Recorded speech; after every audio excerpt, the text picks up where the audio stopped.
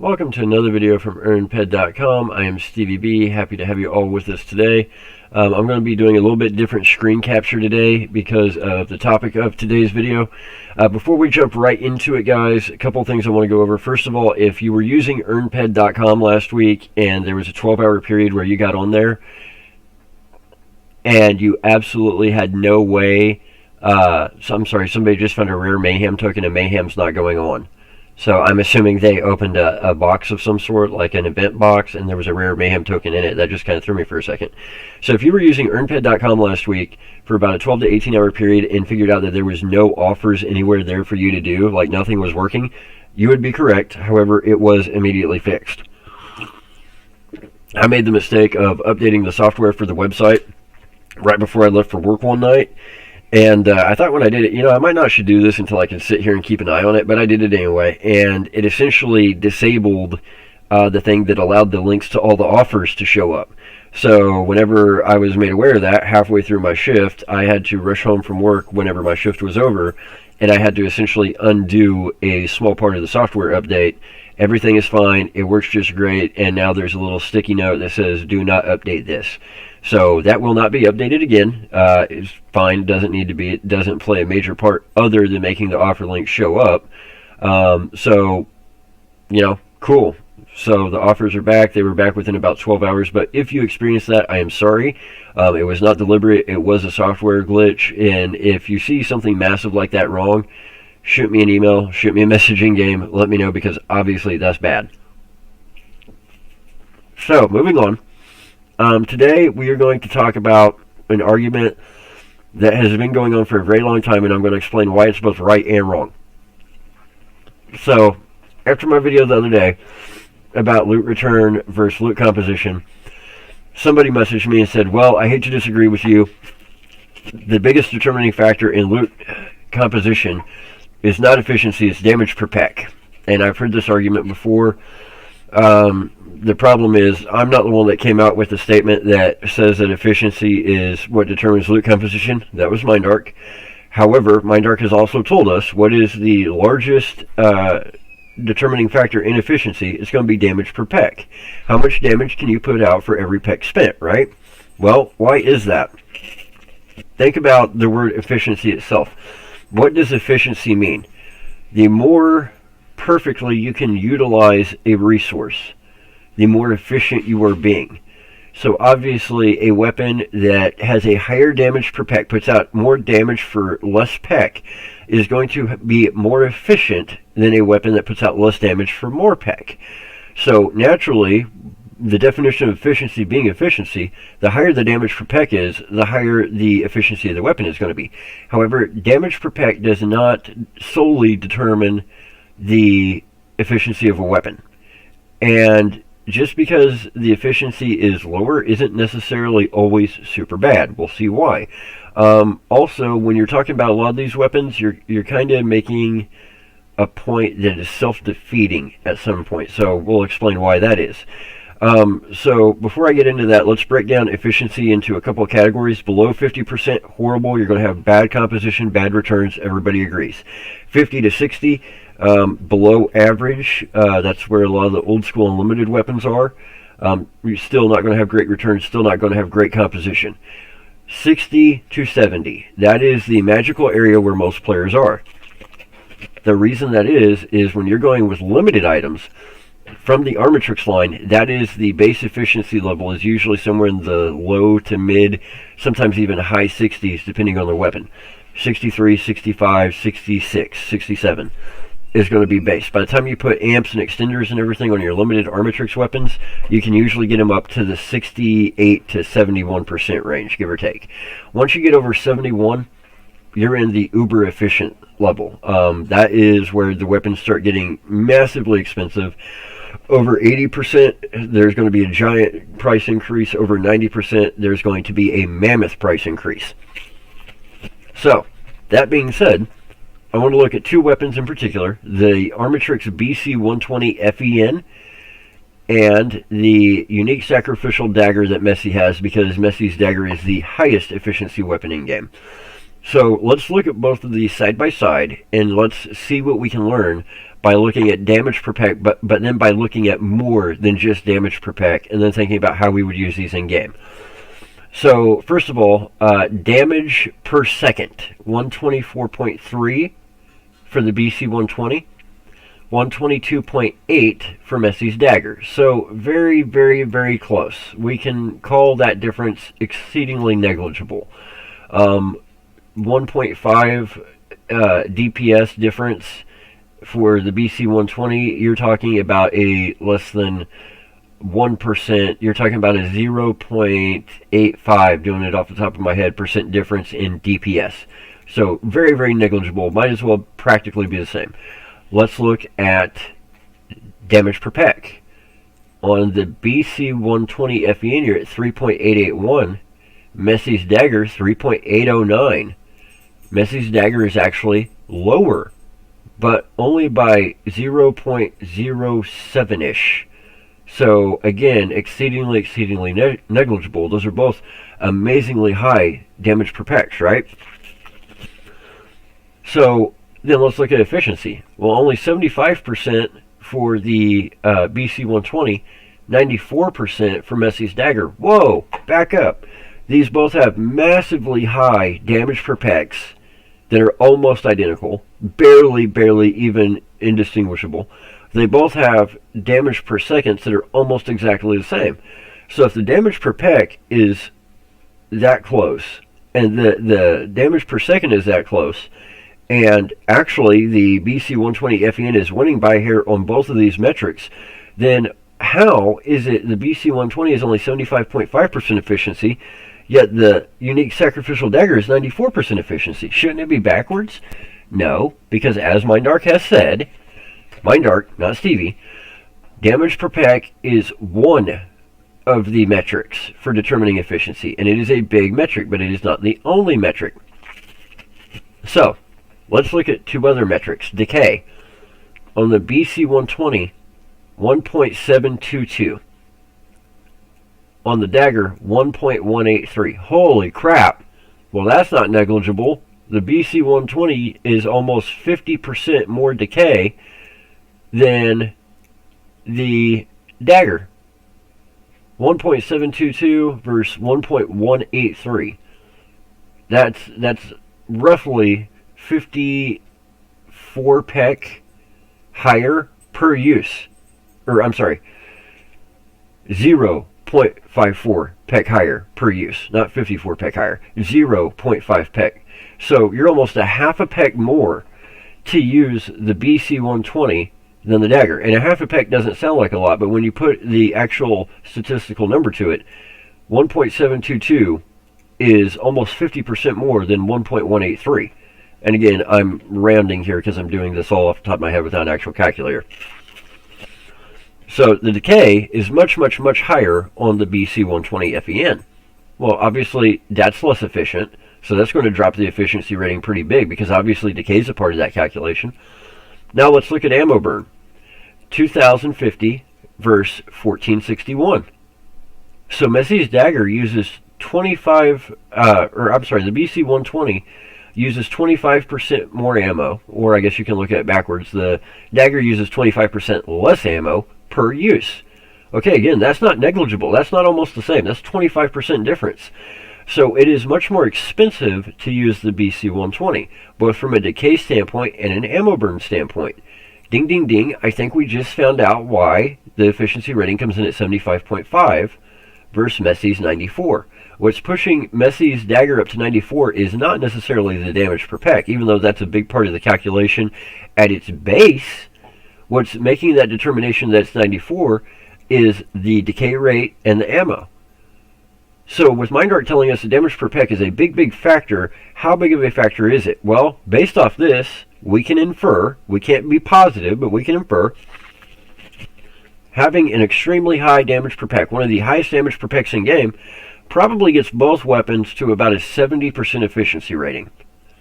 Then the ammo and the decay calculations are what's taking it above that.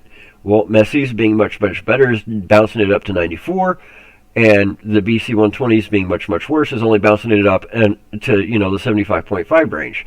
I don't know the actual algorithm. I don't know how much of efficiency is based off DPP. I don't know how much is based off ammo. I don't know how much is based off decay. All I can do is compare weapons and infer, and then put what Mindark has told me in there. They have told us that DPP is one of the biggest factors. Well, they're the same on both these weapons. The damage per second is almost the same on both these weapons. So what is the difference? The decay and the ammo. They're both extremely good weapons. They're both weapons that are well over the 70% mark. They're both in the Uber category. So I have to infer then the decay and ammo burn is the difference. However, does that make the BC-120 a worse weapon to use? Absolutely not. Let me explain why this point is kind of totally invalid to begin with. If you own either of these weapons, you're going to get them to tier 10 as fast as humanly possible to load them up with damage enhancers. These are some of the highest damage per second weapons in game, regardless of whether they're tiered or not, right? So if they're the highest damage per second weapons in game at the base, then they're also going to be the highest damage per second weapons in base once they're fully tiered up and full with damage enhancers. It's just going to take you less time to kill the same creature, pretty much, right? With a little bit of extra cost for the enhancers. So you're not going to be out hunting level 5 Argonauts with either of these. You're going to be hunting the biggest mobs in game. You're going to be grinding out, trying to get some of the best loot in game, and those mobs are going to have loot pools that have a good variety of high demand, high markup items in them. With the efficiency being over 70% on both items, you're going to have a very good loot composition. Very good on both of these weapons. That is kind of a duh, because you're going to be killing the best mobs in the game with the best loot pools in the game. So having an efficiency rating over 70, you can pretty much just stop there, and it doesn't really require any more thought. Both these weapons are going to make you very profitable, assuming you have the defense skills and other gear and not just the weapon, right? However, let's look at another factor. Let's totally ignore decay for a minute. Let's totally ignore everything other than ammo burn. Now let's put this into a little bit of a different metaphor here. Let's say that I go into a casino, and this casino is filled with slot machines, and we know that all the slot machines in this casino return 92%. So if you put in $100 and play it through, and you do this over and over and over, at the end of your run, you're going to sit there, and after many thousands of hours, you should have $92 back for every $100 cycled, right? Now, let's say that almost every slot machine in this casino only spits out $1 bills. It only takes $1 bills. So you feed in 100 $1 bills, you can expect to get back 92 $1 bills. You're going to be losing $8 every time you cycle $100, right? Obviously, this is not a casino most people want to go to. However, you're an intrepid person, and you're into gaming, and you start looking around, and what you realize is somewhere, buried in the deep recesses of this casino, are two very special slot machines. Both slot machines still have that 92% return rate, because every slot machine in this casino does. However, these two machines are very unique because they don't just spit out $1 bills. They will occasionally spit out silver bars. Now that's interesting, because when they spit out a silver bar, they are counting an ounce of silver as $1 of your payout. Yet the market value of 1 ounce of silver is many times greater than $1. So you know that if you play either of these two slot machines, you're going to get those silver bars back. You're going to make money. You're not going to get them back every spin, but you will get them back here and there. And you're going to make money because you're getting that 92% return. And you know, based off the markup of the silver, if you can collect a certain amount of silver, you're easily going to make up that 8% gap, right? Now, how do you decide which slot machine to play? Well, let's say that one slot machine has a max bet of $1.46 per spin. And let's say the slot machine next to it that also spits out silver bars has a max bet of $2.05 a spin. You would want to play the slot machine spitting out with a max bet of $2.05 a spin. Why? Because this would allow you to cycle more PED faster, and you know that return is going to be 92%. You know both machines are going to occasionally spit out that silver bar. So obviously you would want to cycle that $100 as many times as you could, as fast as you could. You're going to be able to do that easier and faster on the machine with a $2.05 max bet than a machine with a $1.46 max bet. So this machine over here would actually be the one you would want to use. Now, anybody looking at that metaphor goes, "No, that's obvious." Well, it's kind of the same, because ammo is mainly what goes into the loot pool, according to MindArc. The ammo that you expend is more or less what is making that loot pool. Now, what happens to the decay? Well, we haven't talked about that in our metaphor, so let's go with a little bit of a different thought process here. Let's move away from our previous metaphor. Let's look at it from a business perspective. MindArc has also told us that more or less where they make their money is decay. They're not interested in dipping into our ammo. They're not interested in dipping into our loot pool. They make their money off decay, because when you repair, you spend money, and when you repair, that's money that goes in MindArc's pocket, right? Okay, well, you're spending a lot more decay on the BC-120 than you are on the Dagger. Almost 50% more. So MindArc is making more money when you use this one. Now, again, if we go back to our slot machine metaphor, if that was a factor, and I'm not thinking of a good way to metaphor that with the previous slot machine metaphor, would I still want to use this machine? Well, that kind of depends. And this is where the difference in these two efficiency ratings come in. Yes, I am going to be able to cycle much, much slower with Messi's Dagger. However, I am not going to need nearly as big of a PED card, because it's going to cost me less decay to do so. I'm not even calculating in the ammo, because again, that's the loot pool, that's my 92% return. I've just got to get through the fluctuations on that. It is going to require a much smaller PED card to use Messi's Dagger than the BC-120 FEN. However, that does not necessarily mean that I can expect vastly different results in the short term from either of these weapons. I'm going to be hunting the same mob with either weapon. It's going to have the same loot pool for me to pull from with either weapon. I'm going to be grinding on the same mob, expecting the same general composition with every weapon. The difference is how much decay do I incur, which affects my profitability, because at the end of the day, I've got to sell that loot, and I've got to get that markup, and then I've got to subtract my decay out to determine my profit, and how fast am I able to cycle, so how much return am I able to get? And this is where return comes back into play. My return is going to likely be greater with the BC-120. So if my return is greater, and the composition is close to the same, it's very possible I might want to go with the BC-120. However, that decay is going to affect my in profitability. So if I'm hunting something and I'm trying to cycle as fast as I can, I'm essentially banking on getting more gold bars per hour, or more silver bars per hour with the BC-120, is what we're getting at here. I'm fine with the extra decay on the BC-120 if I am able to get more PED cycled, therefore I'm getting more quote-unquote silver bars per hour. Now, I might get more silver bars at once with Messi's Dagger. This slot machine might spit out 2 silver bars every time, whereas this machine spits out 1 silver bar every time, right? However, I am able to do it faster with the BC-120. So the question is, which of these weapons would I personally use, and what difference do I really expect it to have on the loot composition and the total return? The answer is either. Does not matter. They would both do the job perfectly.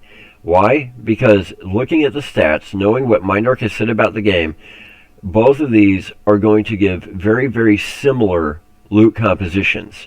They're both over 70% efficiency. So the loot composition is going to be very, very similar. It is going to come down to how big is my PED card, how much decay can I afford, how long can I go before I have to sell that loot to the other players, and what is my total profitability at the end of that. How many of those silver bars per hour am I able to get? Is it better to go with the slot machine that gives me 1 silver bar, but I'm able to cycle my PED much, much faster? And yes, it does cost me more, so that digs into my profits a little bit. Or is it better to go with the slot machine that I'm not able to cycle quite as quickly, but will most likely spit out a silver bar and a half to 2 silver bars at a time, but will not affect my profitability as bad? I don't know. I really can't say, because at that point it comes down to how long are you willing to sit at the stupid slot machine. If you're only willing to sit at the slot machine for an hour a day, you'd probably be better off with the dagger. If you're willing to sit at the slot machine 24 hours a day, 7 days a week, either one will do. If you're only willing to sit at the slot machine for 10 hours, it might be the BC-120. Point being, the weapons are so close in every other aspect, and because of how you use them in-game, it's not like one of these is going to be used on a level 10 creature and one's going to be used on a level 100, and the level 10 creature has a crap loot mix and the level 100 creature has a great loot mix. The creatures are going to be the same, the loot mix is going to be the same. You can expect the composition to be extremely similar, though not identical. I would expect the loot mix on the dagger to be slightly better because of the higher efficiency rating. However, the question will really come down to, does cycling 25% more per shot have a drastic enough effect to essentially even out the profitability of these weapons? I don't know. I would have to get my hands on each weapon. I would have to find one mob with one loot mix, and I would have to do 10,000 hours of grinding with each weapon, and then compare the exact loot mix, the exact profitability, the exact markups to tell you. However, what I can tell you without knowing anything else is either of these weapons would do the job. Personally, I would still take the dagger. Why is that? Because in business, one of the hardest things to control is the cost that affects your decay, those fixed costs.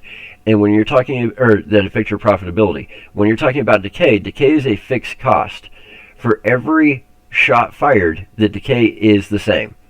So the more shots you fire, the more times you have that set cost, right? Personally, from a business perspective, I would want to go with the dagger because of the decay. I would also want to go with the dagger because of the more efficient ammo burn. Even if damage per peck was the deciding factor in loot composition and they did not tell us, even if it is this much negligibly lower, I can do away with the efficiency rating altogether. I don't even have to look at that. I can look at all the other stats. Personally, I would still go with the dagger because I am the type of person that's willing to put in more hours knowing that whenever I sell my stuff to the end buyer and I make that profit, when I go to subtract out my costs, I'm going to have less costs. That is me personally. However, there are people that want to do the opposite. There are people that when they're done, they're wanting to just do it as fast as they can, sell to that end buyer, and they're willing to have a higher set cost, which can equal out to more profitability, less profitability, or the same profitability. However, from a risk management standpoint, your profitability is more likely to happen with the dagger than it is with the BC-120. Throw the game out of the mix completely. Just look at it from a business perspective. Cerebus paribus, all other things being the same. Forget the efficiency rating. Forget damage per peck. Look at just the ammo burn and decay. Cerebus paribus, everything else being the same, the dagger wins.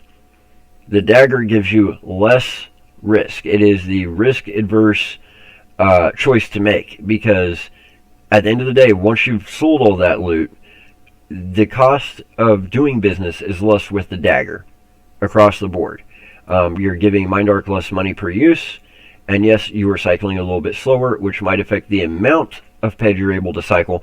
However, it will probably have a pretty decent impact on your end profit results. I do expect the loot compositions to be the same, not because the efficiency ratings are the same, they're not. Not because the damage per peck ratings are both the same and extremely high, because they're almost identical. I expect the loot compositions to be extremely similar because of the amount of damage these weapons are putting out and the mobs they would be used on, in addition to damage per peck and efficiency being where they are.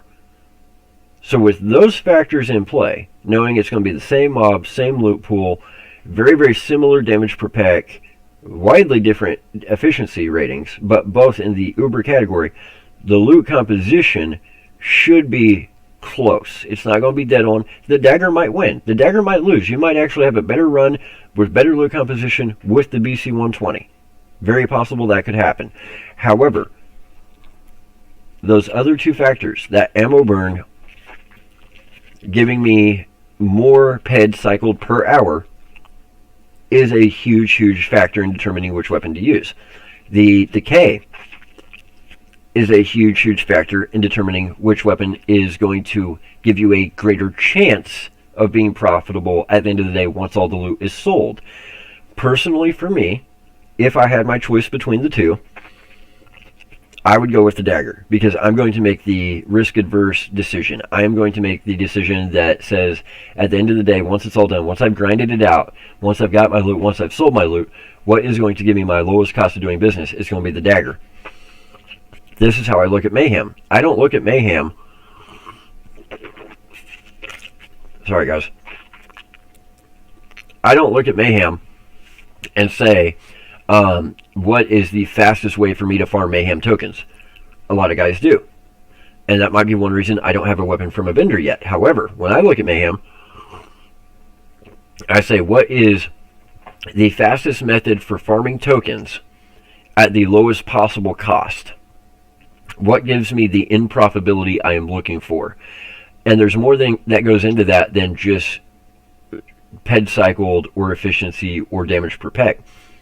I'm looking at how can I get my hands on the amount of tokens I need while keeping my cost significantly lower than everybody else in game.